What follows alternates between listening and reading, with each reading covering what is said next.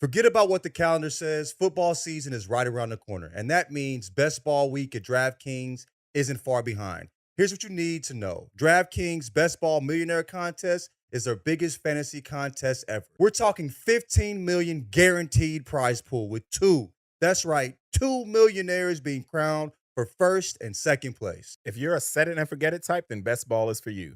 No waiver wires, no roster management, bigger roster so injuries won't end your season. Only the draft, and that's it. You're set for the season. And $15 million in prize money is no joke. Still not convinced? Check this out. This year, DraftKings is offering everyone a Draft One, Get One special. Your $20 entry fee scores you a bonus ticket. Get ready for Best Ball Week at DraftKings. Download the DraftKings app and use code Jenkins. That's code Jenkins, Jenkins, for all customers who enter the NFL Best Ball $15 million millionaire contest to get a bonus ticket. Only during Best Ball Week, only on DraftKings. And we are live. Welcome to Jenkins and Jones on the Volume Podcast. You always on some weird shit right before it starts. It is, we just like everyone's got their own pre-race. You know what I mean? Everyone gets gets Get it all out first. Get it all out. Then we, you know what I'm saying? Yeah. It's Tuesday, August 6th, and we're talking about a bunch of fun stuff. We got USA basketball games to talk about. We got a bunch of really fun Olympic stories. We've got the White Sox being the worst baseball team possibly of all time, and we're going to do Dookie Butt of the Week as well. Thanks to everyone who's hanging out with us in the chat, youtube.com/@JenkinsandJones. We will be recording Thursday after the USA basketball game, and then Sunday night, 11 p.m. East Coast, 8 p.m. West Coast. So make sure you're subscribed on YouTube so you can hang out. As always, Jenkins Jones, hosted by LaJethero Jenkins, a.k.a. John. What's that, Bubbles? Dragonfly Jones, a.k.a. Tyler. Hey, everybody, have a good I'm Guardy B, a.k.a. Mike. Motherfucking Mike.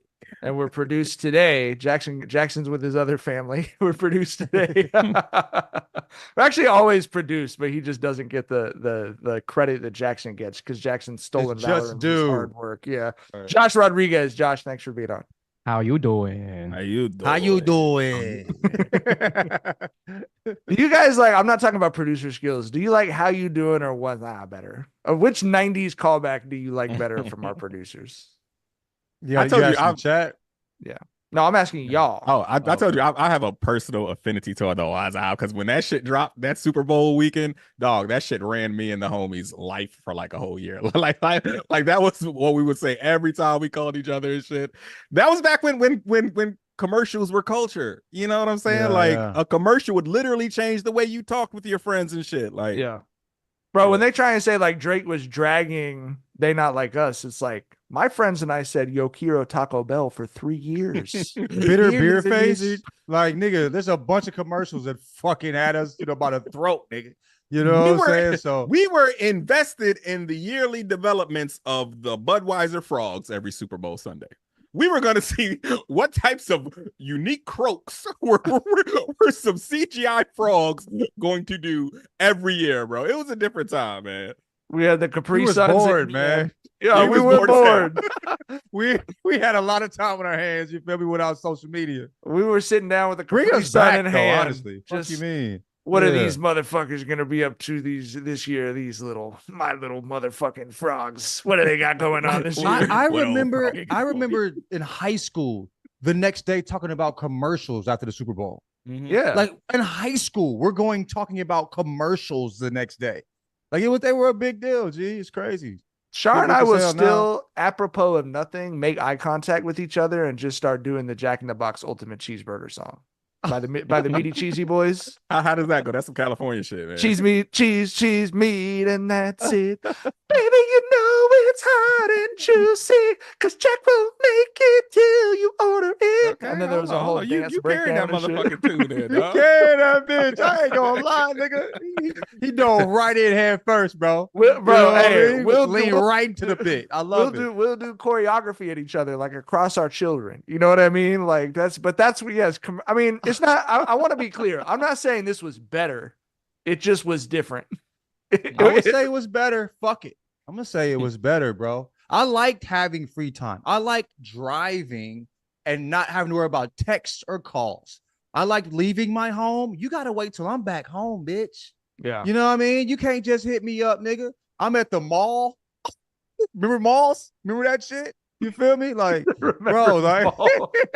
remember those? Like, dude, I miss those times when I would leave the house and I'm gone. You know what I mean? Niggas got to catch me. So yeah, bring us back, G. What was the last time you left your house, not to go to the backyard, but when was the last time you left your house without your cell phone? Are you able to do that regularly? I legitimately think of the worst possible shit that can happen to me when I realize I don't have my phone on my way out. Yep, I'm like, yo, I have to get it. I might break down. I might have a flat. How the fuck am I supposed to call someone? And I can't believe I was living my whole life like that. You know what I mean? Just riding out here. Some shit happened. I just gotta depend on the kindness of a stranger to pull up on me. You know, it was a different time. And at that time, those strangers didn't all have cell phones, which they do now. Yeah. You know what I mean? Like you could, like, worst case scenario, you probably get someone, can I please make a phone call real quick with your phone? Like you gotta knock, you gotta find a home like a movie, nigga. Knock on the door. You know what I'm saying? Shit get real weird, nigga. But no, I mean, it feels irresponsible to leave my home without my cell phone. And it sickens me. Yeah. You know, I mean, I caught onto the cell phone shit kind of late, nigga. I would be in college, my phone ringing, and I'm not even checking that bitch. You know what I mean? Like I never really caught it. I caught onto it late. So I kind of missed the times when I would just, not really, you got to catch me, bro. I ain't got, and even when I had a cell phone, I was doing the minute thing for a little bit.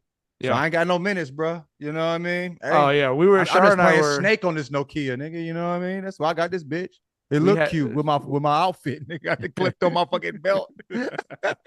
We had the Virgin Mobile pay as you go. Text and call, and we were prior to that, Shar and I were calling each other on payphones at our colleges. I was calling the dorm room. Like I remember being at baseball practice and waiting for my people, and I'm hitting them up on the payphone right outside of the joint, like, yo, where y'all at? Come pull up, nigga. Practice over, nigga. You know what I'm saying? Like had to go to a payphone and call. It's crazy, bro. I'll see a payphone and like it's a dinosaur. A relic, you know what I mean? Like, where did they get this from? Like, they have them at the hospital still for some reason. That feels like a trap. Like, I'm not gonna lie. If I see a payphone, I'm like, there's something wrong. I don't use them, but I do like seeing them. Yeah. For some reason, I don't know. It makes no sense.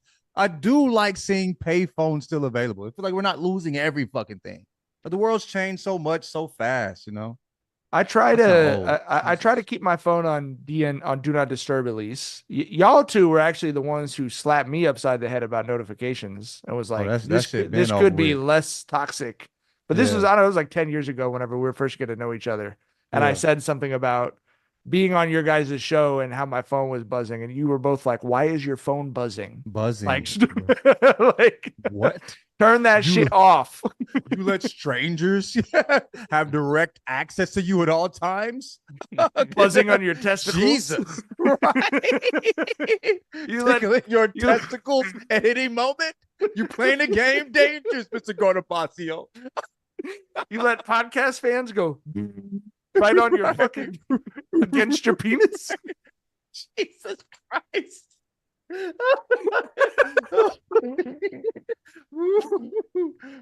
it's 2:00, bro. We tripping. We had a ostensibly the reason that Jackson set this recording schedule is because we're recording after the USA basketball games. Very comfortable, quite honestly, boring. And there were other really good games on today, but the USA game, this is what you expect USA basketball to look like in the quarterfinal round. They beat Brazil 122-87.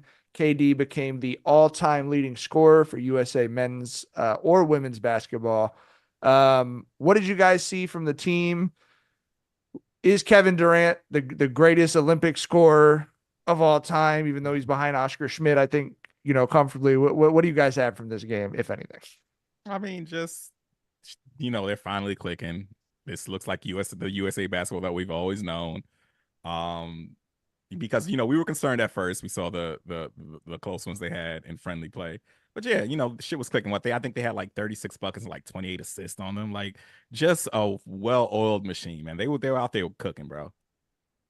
It looks like a team full of all the best NBA players versus teams that don't have NBA players. Like it looked like it's supposed to look.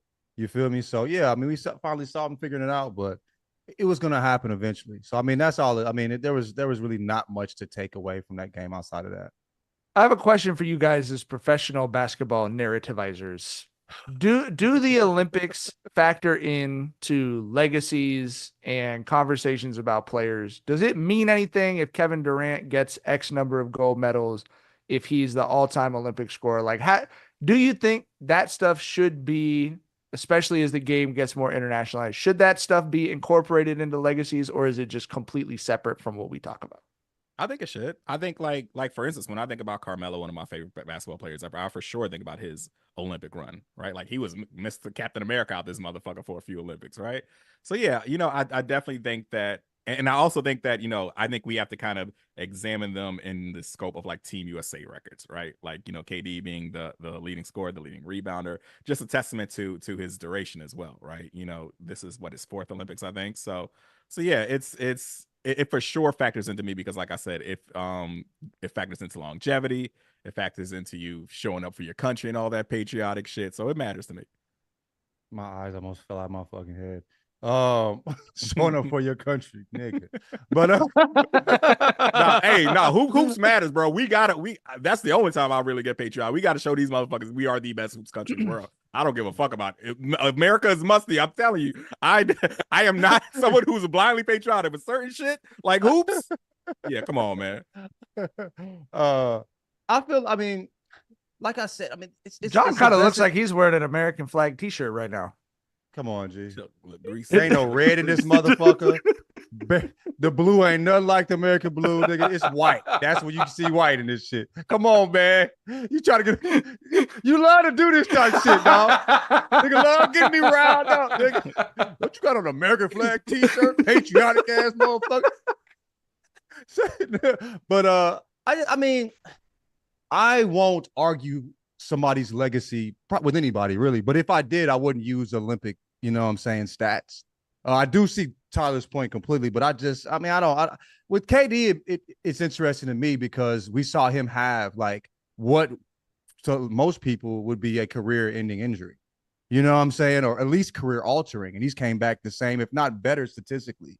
You know what I mean? So I think that it speaks, highly of his longevity and his durability, even with that injury to be as good as he is for as long as he's been. But I mean, as a whole, like when talking about Jordan at the lunch table as a college student, I wasn't talking about what he did in the Olympics playing with the dream team. You feel me? So I feel like Jordan's 84 Olympics was part of the conversation when we were kids, though. I wasn't. Sure. I mean, I wasn't. Bob Knight said after those Olympics that Michael Jordan he's the best player in the world. Chuck's Olympics count a whole lot for his legacy too. Because I feel like Chuck's someone who's completely underrated, and we have to tell people when there was a collection of the best basketball players in the world, Chuck was the best guy on that team. He won MVP next season. He went to the finals. That's a huge part of Chuck's lore. Those 92 Olympics for sure. I mean, personally, I don't discuss it. I don't I talk about Chuck's game and how he played with the Suns. Like I feel like that's enough for me. But I do agree with what you're saying. I just have never argued. Or just for you personally. Yeah, personally. Yeah, I get your point completely. I'm just saying for me personally, I'm not going to use Olympic stats or, to strengthen somebody's, legacy. Being that they're not playing against NBA players too. Like most teams have 1, 2, like the best teams have 3, maybe. You feel me? Like, right. Like the field has 60 something, but you're not playing a team of 16 NBA. You feel what I'm saying? Yeah, for so sure. Yeah, I'm not too interested in that, honestly. I will be curious to see how this does or does not change, because I think something the three of us have talked about on this show quite a bit is the NBA does not give a fuck about us. The NBA cares about Europe and China and Brazil and expanding and becoming the global game. And whether that makes it harder for fans like us to connect with the game superstars or not, that's why we were telling everyone, you better hold on to Anthony Edwards for dear fucking life.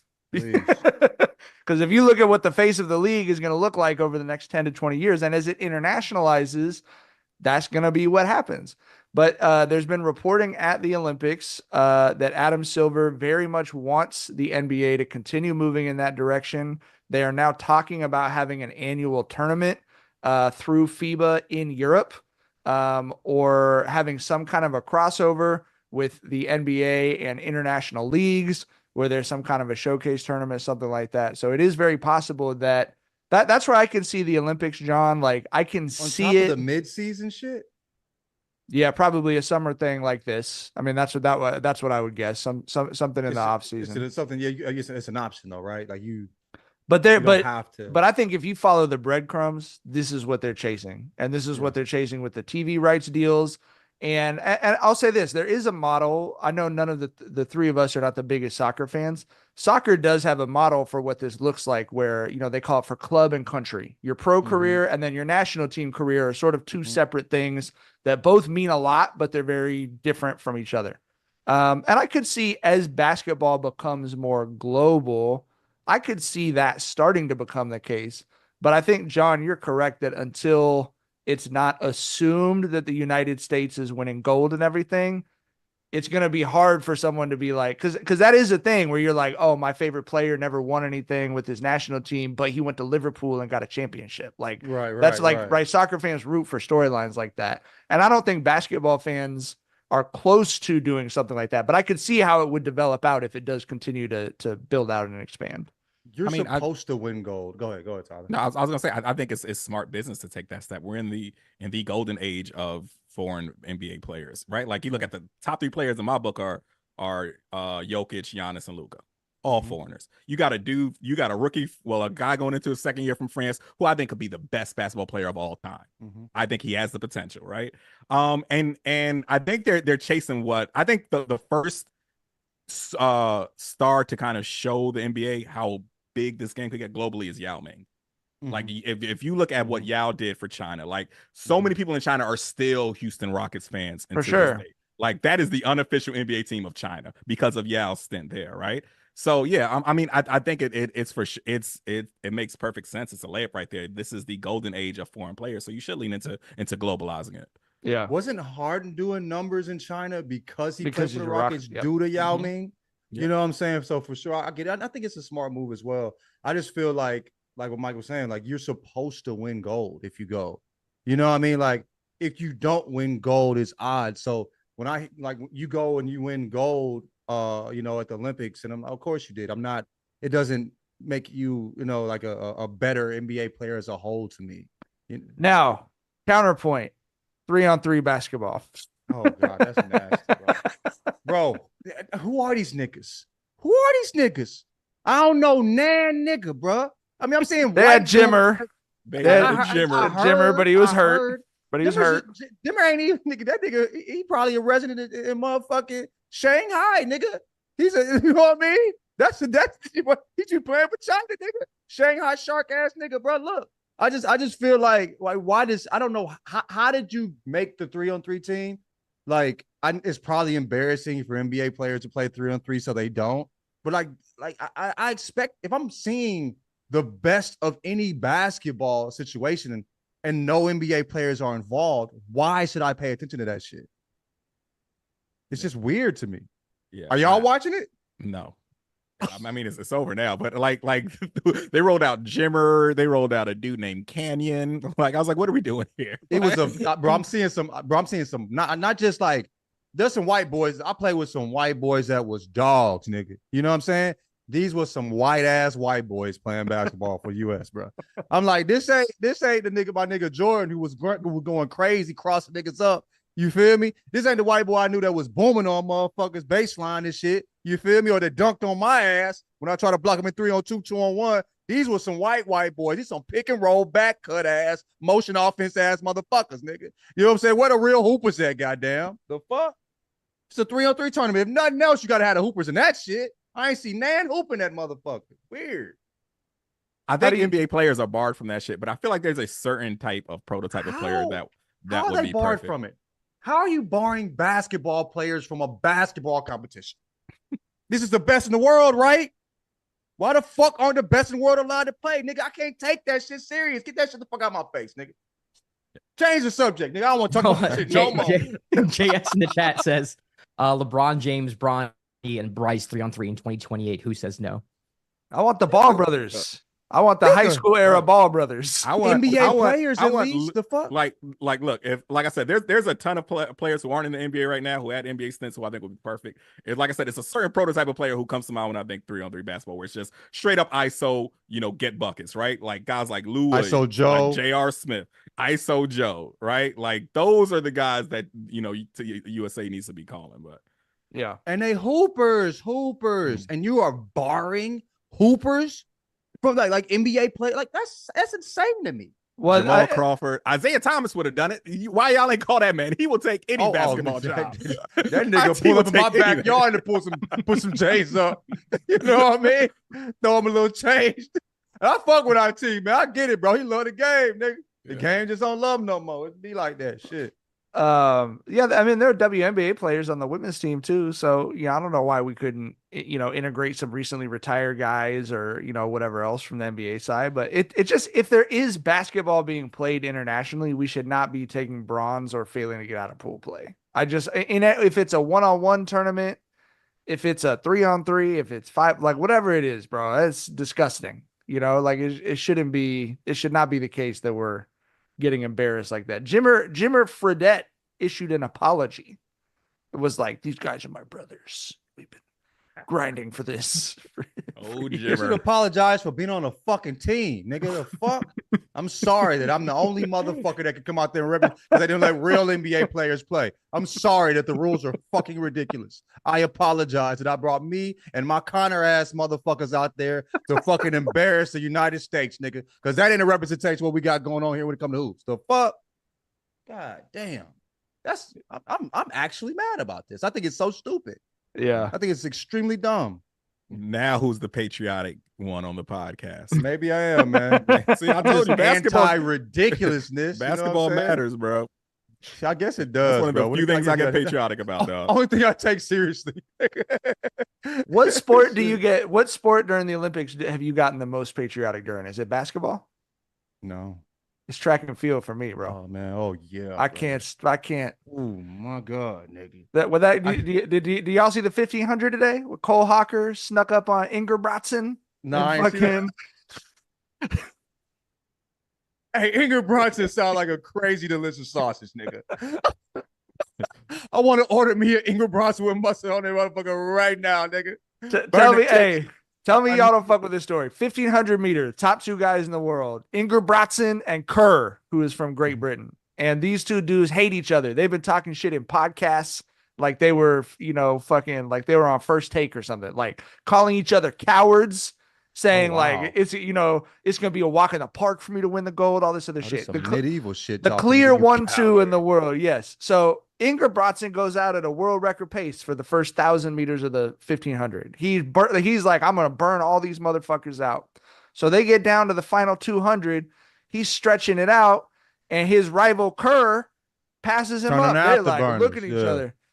But he burned himself and Kerr out so much that this American dude, Cole Hocker from the University of Oregon, snuck him on the inside rail and took the gold medal. Oh, wow. Hey, bro, you could have put me at a rally for any politician in the country in that moment. It's like, yeah, Ingerbratsen. Ingerbratsen. Oh, shit. That's crazy. Yeah, it's definitely track, though. It's definitely track for sure, bro. I think gymnastics is really, really, really close. Every year I get caught up in gymnastics. Every year since Dominique Dawes, and was it 96? Yeah. Every fucking year I get caught up in it, G. Yeah. So there's also the element of, when it comes to gymnastics and track, there's an element that USA could lose this that isn't there in basketball. Right. Yeah. Like we're not necessarily the fastest country in the world. Gymnastics, like it's all on the performers to not fuck up. Right. So we're always on like the edge of our seats there. So yeah, there's like that thing that puts you on the edge of your seat thinking we could possibly lose it, which of course, makes your emotions a bit more strong. Yeah, for sure. I think the other thing for me, bro, and I really love the women's and the men's gymnastics teams this year, but it is just the case that like I was rooting for Brazil for sure on the women's side. I was happy Andrade got her medal, sure, but like man.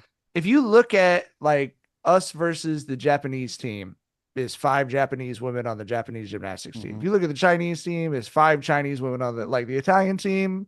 They all look like like Italian cousins. They all, you know what I mean? You look at the American team, and that shit looks like my hometown. Like it looks like this is what we have that is different about us, and we've done a real shitty job of valuing our own diversity, and that is the strength of this country. But not at the Olympics. At the Olympics, the fact that our women are unbelievable is very apparent, and we could all celebrate it. The fact that we don't just have little white girls who have been, who've been trained as gymnasts from birth. Like the fact that we have these different types of people on our team, that to me is like, that's the best. And for whatever reason, gymnastics always feels like where that shit stands out by far the most over these last couple Olympics. Because that German team is German as fuck. You know what I mean? You got like Simone Biles and Jordan Childs hugging, and you're like, yeah, I don't know. So I get into that shit too. But like swimming turns me into a rabidly anti-Australian person. Because since Australia is good, I'll just be like, dominating. And I love Australians are cool as fuck. Just be like, fuck you. You hate them for these 3 weeks or whatever. 2 weeks, Yeah, so. exactly. Okay, do we want to talk about France's solution to their issues being benching Rudy Gobert and the fact that they look unbelievable by reducing Rudy Gobert's minutes, bro? Yeah. Bro, didn't he lie? The motherfucker lied and said he had surgery? By Is having that legal? surgery, yeah. Is that legal? Yeah. I know coaches can get in trouble for lying about roster shit like that. Is that legal for like a player to do? It's very possible that that there's some sort of a translation issue thing here or something like that. But like based on what I saw on Twitter, okay, I'm not covering the Olympics. I don't fucking know. Rudy Gobert said the reason that he was not starting today was that he injured his left ring finger and got surgery the day before the game. The France coach, according to Ben Golliver, said Rudy Gobert did not undergo surgery on an injured finger. That nigga just trash. And the lineup changes were based on matchups. That nigga was embarrassed, bro. He was so embarrassed. He said he had surgery. His minutes were lowered. not that didn't play DNP because of surgery. My minutes were lowered because of surgery. I could still play, but I couldn't play as much because of finger surgery. Bro, that is desperation. I almost feel sorry for that goofy motherfucker. You know what I mean? Like, that's where we at. The defensive player of the year has to sit playing on one of the few NBA players on France. You know what I mean? Set his ass down. Talk about this nigga no more. You know what I'm saying? I will say this. As a Wemby should have won Defensive Player of the Year last year person, it's real tough to make the counter argument if you've been watching these France games. Wemby is like, he sent Dylan Brooks into the center of the earth today, bro. Like Dylan Brooks tried to do the like little turnaround fadeaway and he blocked his shit straight down. Like he didn't even block it that way. He blocked it down onto his foot. Like, what the fuck are you doing? like you do to your child. Yeah. When your child's a toddler.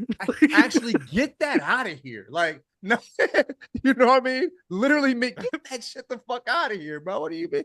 Crazy. I'm telling you, man. Never seen anything like him. He could be the GOAT. He got all the fixins. He got the fixins. Got the fix. We gonna run that into the ground. I love that every time Langston Kerman comes on the show, he leaves us with something because he brought Silly Billy. He left the Silly Billy. You know, he left us with the fixins. He left us with a touch of the Klay Thompson. Wasn't that him too? Oddly enough, every nigga I've ever known that said Silly Billy was a real ass nigga, dog. I'm talking about hood nigga, Silly Billy ass nigga, like you know what I mean? Every nigga I know that says Silly Billy was a real crazy. Okay, they've been teasing on television. Hey, if you do not like flag football, you are not going to want to be around sports at any level going forward because they are bringing this shit into the Olympics. It is going to be an official high school sport in most states starting in the fall. And Nike is really throwing their money behind it because they sense it's a way to get girls involved in playing football. And it is also a way to keep suburban parents who do not want their kids playing football after finding about concussions involved with the sport as well. I feel like anything that gets football into the Olympics is a win for those of us who like being overly patriotic during the Olympics.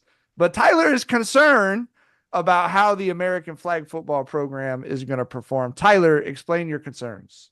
Oh, I think we're going to be good for the first 4 or so Olympics, but I do think that the rest of the world is probably going to catch up to us in flag football. Like if it was tackle football is a whole other story, right? Because the thing about America is we are the fattest country on the planet, right? We will never, ever be, and if they ever made tackle football an Olympic sport, shit would not be fair, right? Because we are not only the fattest country on the planet, but we have like the fattest athletes. Like I've said plenty of times before, I think the most impressive athlete on the planet is an NFL offensive lineman. Trent Williams is not a real person, bro. Without question. He is not a fucking real person. Ballerina feet, you know what I'm saying? That big, crazy. Yeah. But flag football, bro, it's not about the trenches. It's not about the big boys. It's about speed.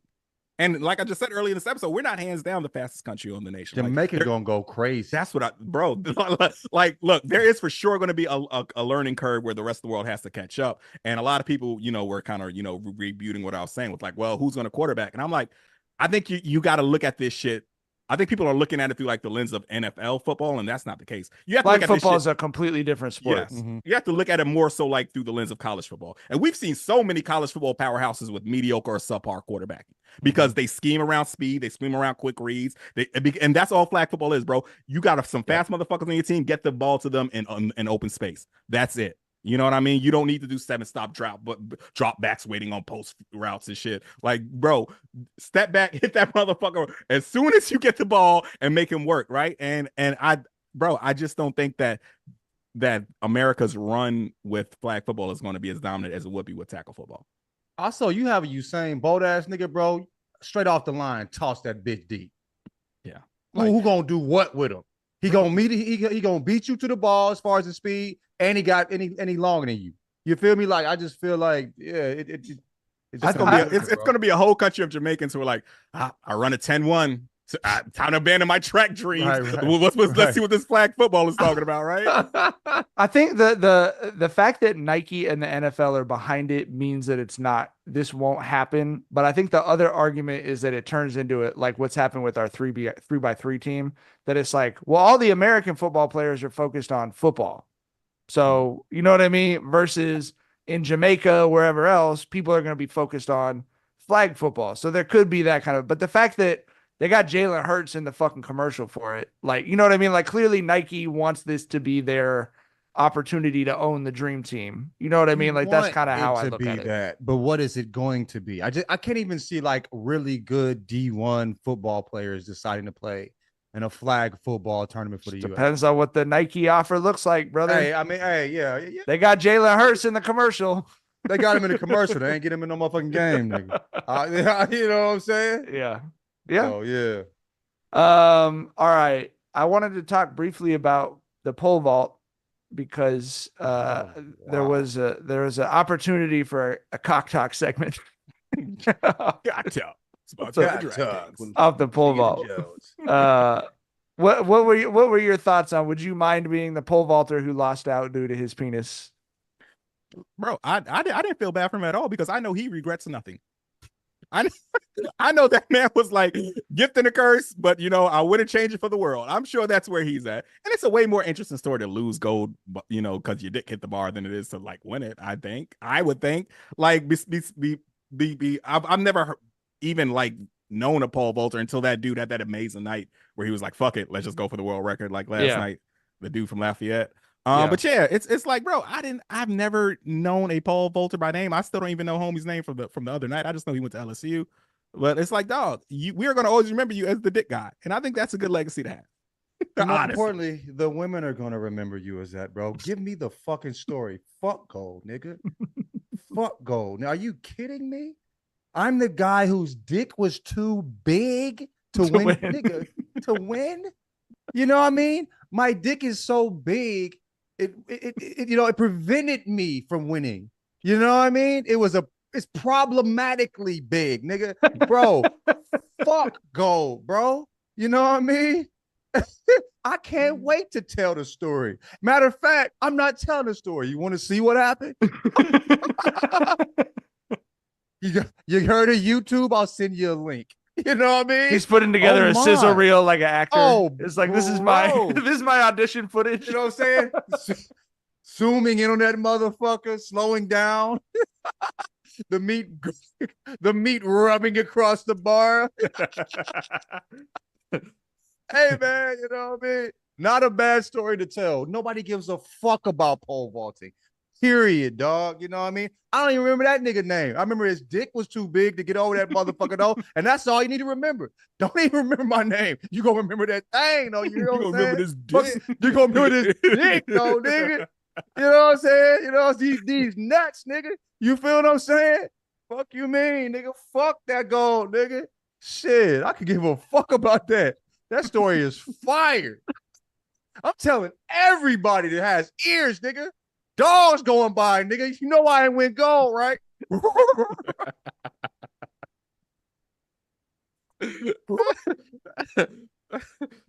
Hey, nigga. We going in, baby. All who have ears must hear, nigga. You feel me? God. We did have Tyler said I cared about pole vault for about 20 minutes last night when Mondo Duplantis won the gold. That's a hell of a name. bro. I should remember that. What Yeah, a Mondo fucking Duplantis. beautiful name. They had Swedish flags up that they wrote King Mondo on. But what was I'll be honest with you, I'm a track and field person, but I'm more of a track person than a field person. I kind of fell off of Mondo's story, but he was a national record holder in high school and college, and I was like, I'm pretty sure this dude is American. Why the fuck is he jumping for Sweden?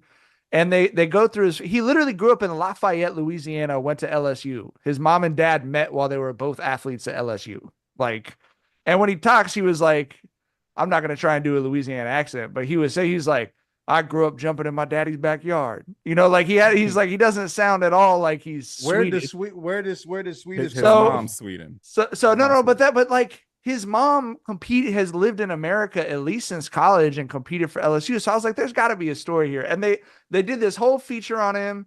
They showed this motherfucker wanted to be a pole vaulter when he was 3. Like, wow, he one of them. he was pole vaulting onto the couch when he was 4 or 5 years old. They had all these crazy videos of him as a kid where they were building him these rigs in the backyard and shit. But they never explained like what happened. And then finally, as he was about to jump, the announcer's like, his mom and his dad are his coaches. And they were like, when Sweden offered him the chance to continue to have his mom and his dad be the coach. And I was like, oh, they daddy balled their way into fucking Sweden, bro. Good for them, though. But Team USA was like, we don't hire, people's dads to coach them, all this But other that's shit. so fucking And that- stupid, though. You know what I mean? The world record holder. Nigga, He's he got, don't like, need the y'all. top 10 Mommy mark. and He's daddy got, are like, doing the- good, obviously. That's Yeah. that's lame as hell, bro. He's got like the Good top for 10 him, marks too. or something. He's got like the top. Yeah. You know what I mean? He's like the best in the world. Because Tyler said, and I love when this happens at track meets. I've seen it happen at the CIF state meet and at Arcadia Invitational. He won the gold. And then they're like, Mondo, you want to go for the world record? And he was like, keep moving this shit up. You know what I mean? guess Like, I so. love You know that, what I mean? bro. Might as well. Yeah. He the Katie Ledecky of motherfucking Pole vault. a pole vault. You feel me? And they want to, come on. That's so silly. Him and Sha'Carri Uh, were in the same freshman class at LSU. That's a hell of a fucking haul with for recruiting there. Lee, bro. What was the football Hey, team looking hey. like that year too? Hey, I want to make this very clear that I love Sha'Carri Richardson, but did you zoom in on the photo? Because they had like a little sign up that was like a get to know me sign. I didn't zoom in. So they're both track and field athletes. Track and field everywhere above the high school level in America is on the metric system. So for all the field athletes and everything, right? You're trying to clear 2 meters and shit. Yeah. So among it is like, my name is blank. Like, it had all this info. At the bottom of it, it said, I am blank meters tall. And on Mondo's, it said, I am 1.85 meters tall or whatever. And on Sha'Carri's, it said, I am 5'4" meters tall. So she's 15 fucking feet tall. Let's move on, man. I thought it was know what sweet. she meant. I love Let her Sha'Carri. live, I man. love Let her Sha'Carri. live, I man. thought it was Let her sweet. live. I thought it was sweet as fuck. Let When I her showed live. Char, I was like, "This is great. I love it." All right. It is cute. It It's is super cute. cute, bro. It's so cute. So cute. All right. Let's talk about the Chicago White Sox. We are recording this Tuesday afternoon. They do play tonight, so they have a chance. Maybe we'll give them some good luck with by making fun of them. The Chicago White Sox, as of recording time, have lost 21 consecutive Major League Baseball games. Jesus Christ.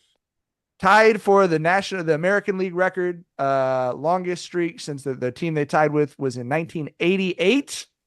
They are just a couple wins away from the all-time Major League Baseball record or a couple losses away from the all-time Major League Baseball record that has stood since, I believe it was 1889 and the Louisville Colonels.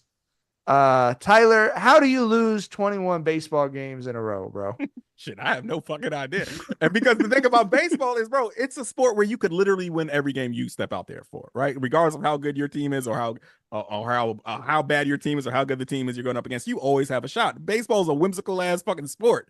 And to lose 21 straight, that's just so wild to me, dog. 21 fucking like that's Detroit Pistons shit, which is understandable in basketball because, you know, more than likely the better team is going out there, but that's not the case in baseball, bro. Yeah. What's frustrating to me is like how bad the White Sox have become. I remember in the 90s, fucking Frank Thomas, I think Albert Bell played for them.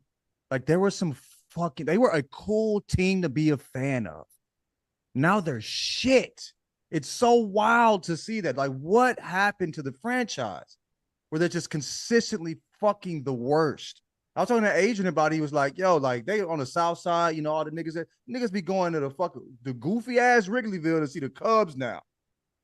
You know what I'm saying? That's the most dastardly shit. You forcing these niggas to go north to this weird ass area, you know what I mean? To watch some corny ass Cubs instead of staying at the crib watching the White Sox. It's a shame, bro. They used to be a cool ass fucking franchise, and now it's just, bro, 21 straight. An embarrassment.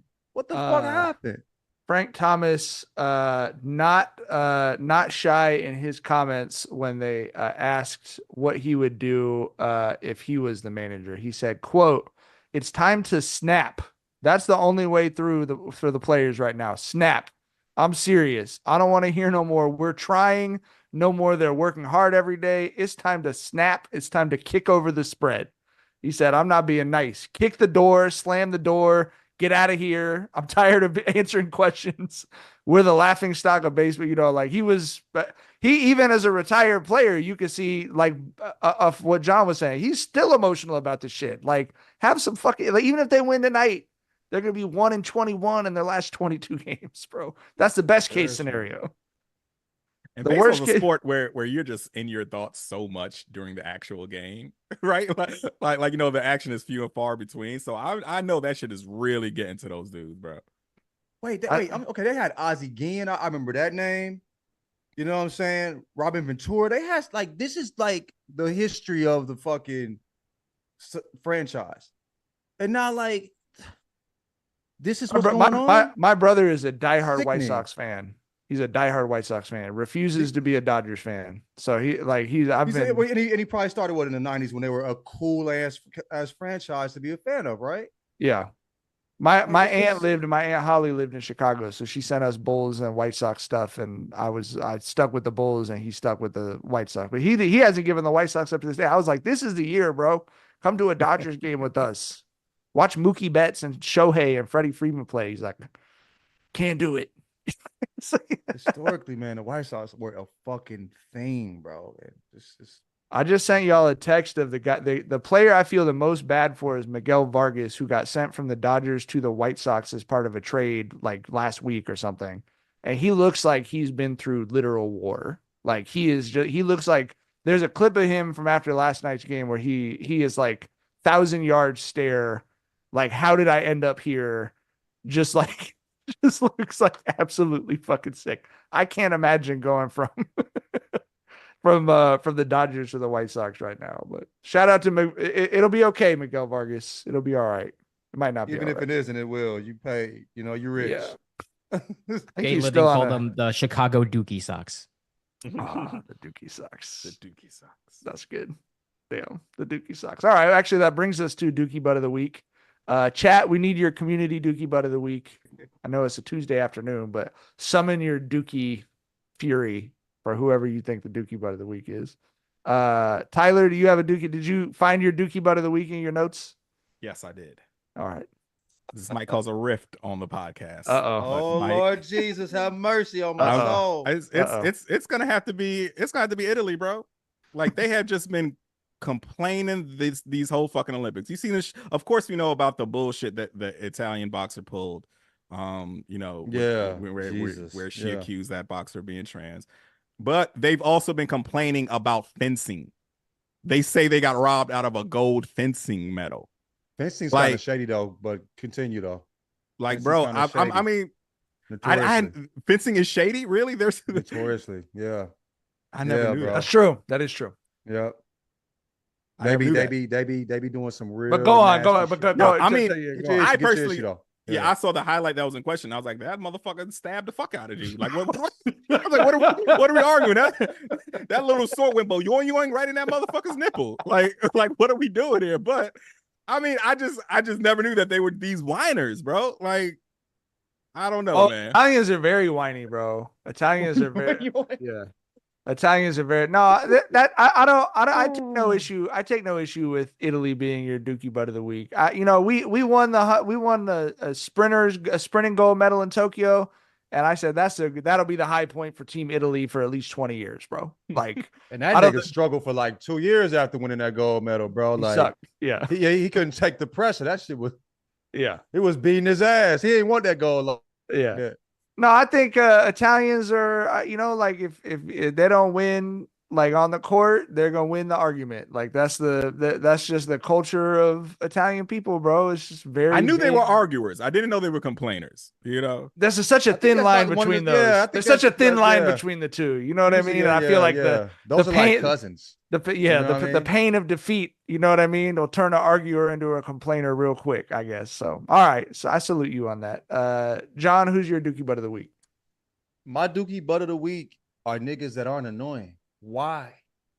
Why are you not annoying people, bro? Nigga, why would you not live in that way? How do you know your love if you're not annoying the people that love you? Do you love your people if you're not annoying your loved ones? That's a love language. I mean, I was talking about being annoying on Instagram. I'm like, people were like, I'm like, nigga, what? Let's all lean in, baby. That's how you prove you love. That's how I show I love you. You feel me? You're like, nigga, that's the only way to go about this life shit. I can't wait to be more annoyinger. My goal is to be more annoying throughout my life. I saw a video of this nigga 5:30 a.m. run in the heat. I'm like, this nigga is living right, brother. He's annoying as fuck.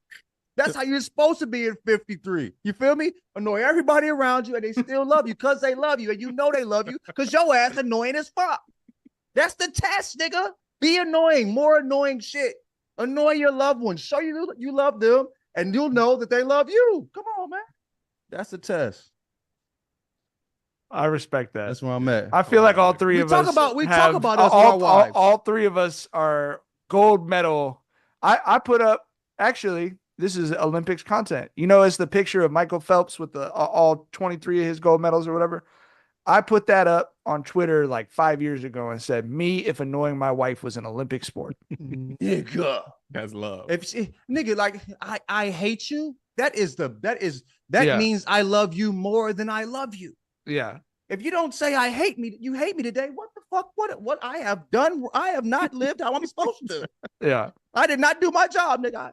I hate you with that motherfucking smirk, nigga. But I hate you.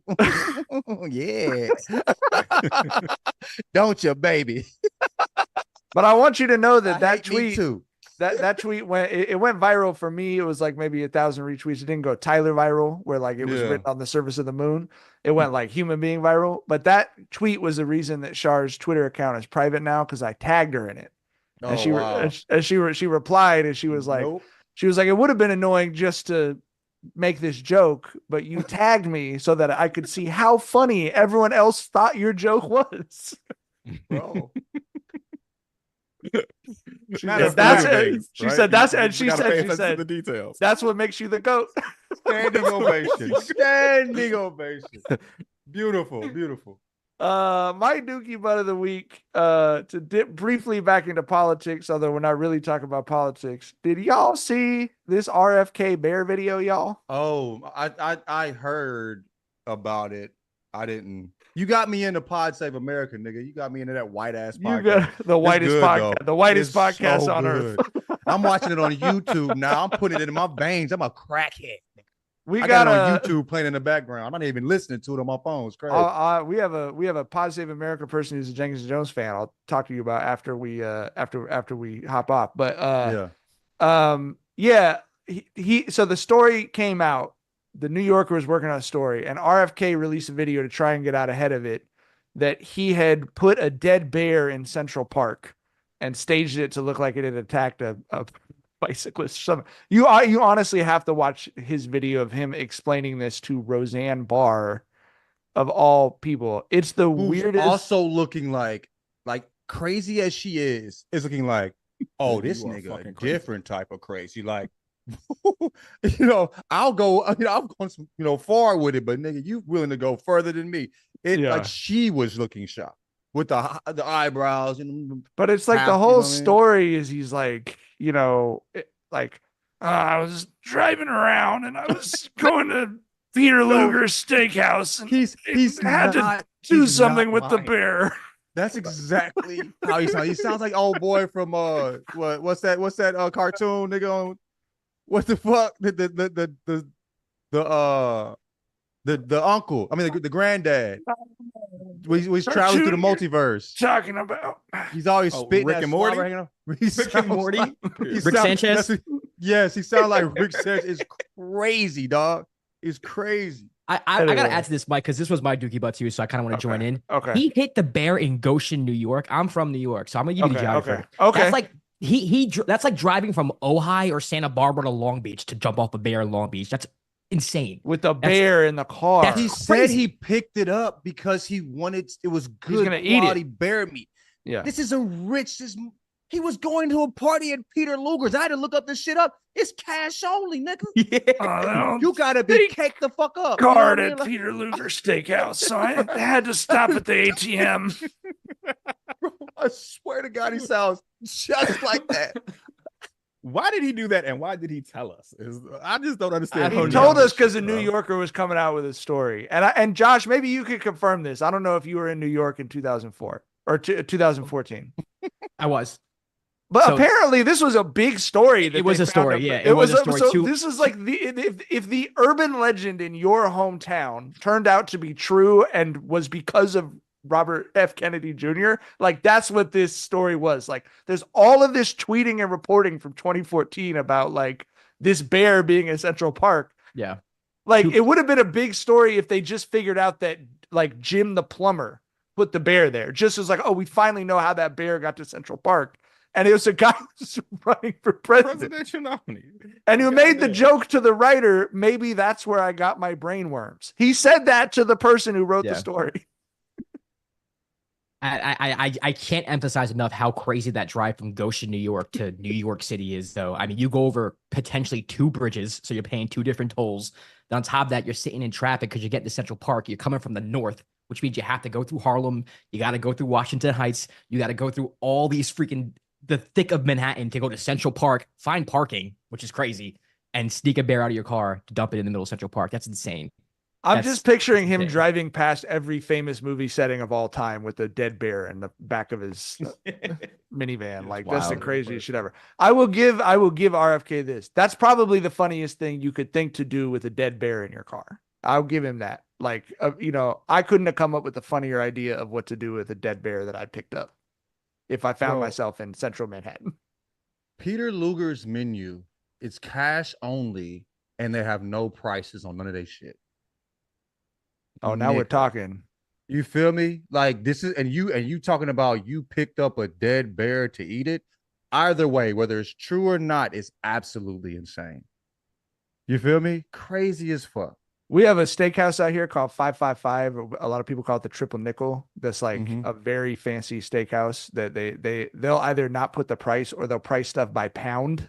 You know what I mean? Like, they're an market price. Cut. Okay, Yeah.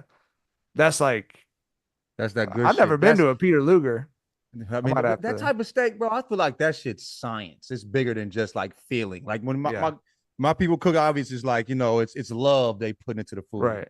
Here is science. Like, I'm going to put something in here that make you never forget this shit. I'm going to imprint it in your brain, bro. You know what I mean? Like flavors you've never tasted together before that are shocking to you. You know what I'm saying? Your senses. But anyway. The first time Shar and I went to 555, I'd never been to I think I told this on the podcast. Shar and I went like 15 years before we spent $100 on a date or something. We just were. That $200 day had y'all confused. Like, the fuck y'all talking about? I get it. I was like that too. Like, what the fuck is these niggas anyway? But like, so the first time we went to this restaurant, the waiter picks the napkin up and he puts it on your lap, which I had never had happen to me before. So I totally like acted like an asshole. I like jumped like the fuck because he just like reaching out. I was like, what the fuck? What year was it? What year was it happening? This is like 5 years ago. Okay, cool.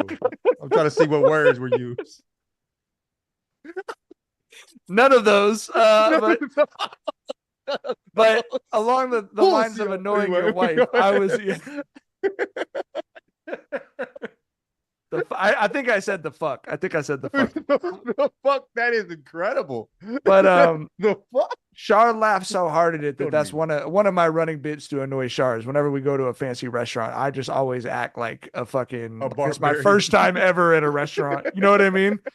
And whenever they bring the check, I always do this one. You know, like hit her with the little motherfucker. Bug eyes, hell yeah, that's fire. Josh, who is the chat's Dookie butt of the week? So they were all saying RFK, but we do have some nominees here. Okay. DB Junk says the House of Dragon showrunners, which I think. I'm not mad at it. Yeah, I didn't think you guys would be mad at that. Tyler, were you the one who posted the House of Dragon finale and it was the pole vaulter who went up and then went backwards? And I fell down? retweeted that shit. Oh, I you ain't posted retweeted it. Okay. That shit was hilarious. Also, Rain of April says Paris, the players have been getting sick and they made the athletes swim in the infested waters.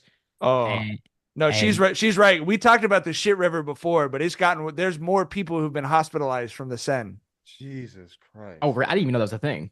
Oh, they said the E. coli levels in the river are so high. Okay. That people are getting bacterial infections from swimming in the Olympics. Hey, I love my city, but the Long Beach is going to be the home of the LA 2028 triathlon. If they're swimming in the water off Long Beach, brother, they better hope it doesn't rain within about 3 months before that, because everything from Southern California washes down into the ocean in Long Beach. They gonna look like them Simpsons fish when they walk out that motherfucker. Got that third eye around his motherfucker. And then we got Miles. He said Elon pursuing advertisers for not funding the trash ass site that he has. So Elon always finds his way on here. Does anyone have context on this? For not paying for advertisement? Yeah, he's suing. I don't know who specifically he's suing, but they made an announcement today on X saying that they're don't call it that. Basically. Do not call it that, dog. I'm sorry. He's a journalist. On Twitter. He's a journalist. On Twitter. Go ahead. I'm a suburbs kid. I'm a suburbs kid. That is.